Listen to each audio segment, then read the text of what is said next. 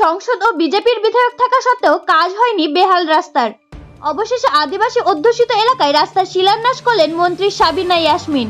খুশি এলাকাবাসী, সাধুবাদ জানাচ্ছেন মন্ত্রীকে। প্রতিশ্রুতি মতো কথা রাখলেন মন্ত্রী।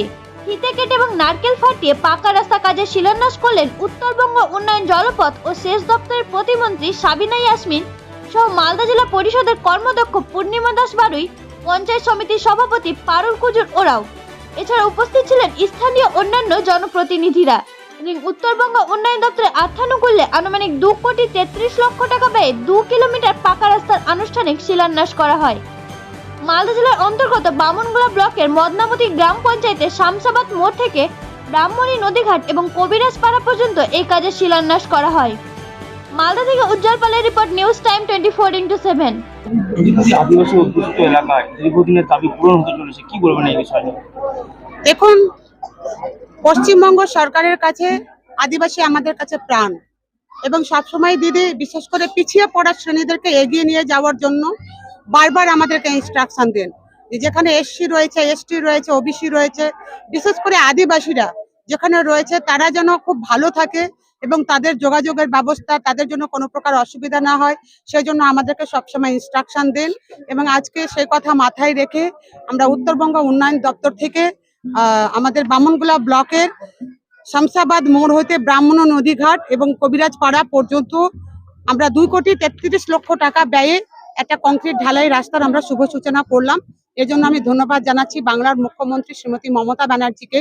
উনার আশীর্বাদে আজকে আমরা আদিবাসী অধ্যুষিত এরিয়ায় কাজ করতে পারছি। এখানে আমাদের এমএলএ নেই, এমপি নেই, তা সত্ত্বেও বাংলার মুখ্যমন্ত্রী যে সর্বত্র সব জায়গায় বিরাজ করছেন এবং কাজ করছেন, তার জন্য আমরা আন্তরিকভাবে ধন্যবাদ জানাচ্ছি।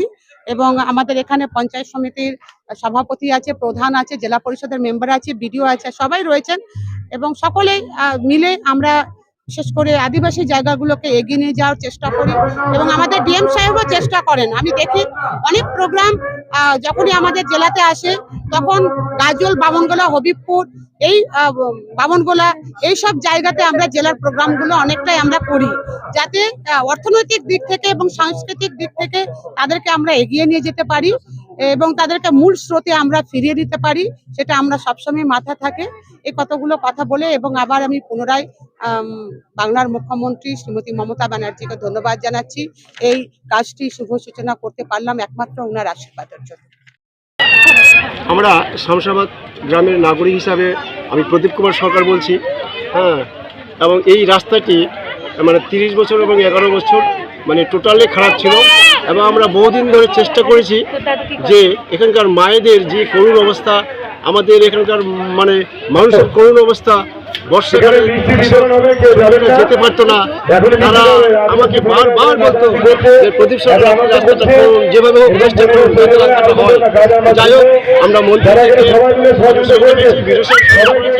আমাদের এডিশনাল ডাইরেক্টর করেছে শিলিগুড়ি, আমাদের ইঞ্জিনিয়ার সাহেব সহায়তা করেছে, আমাদের সহায়তা করেছে, আমরা প্রচণ্ডভাবে আমরা সহায়তা করেছি।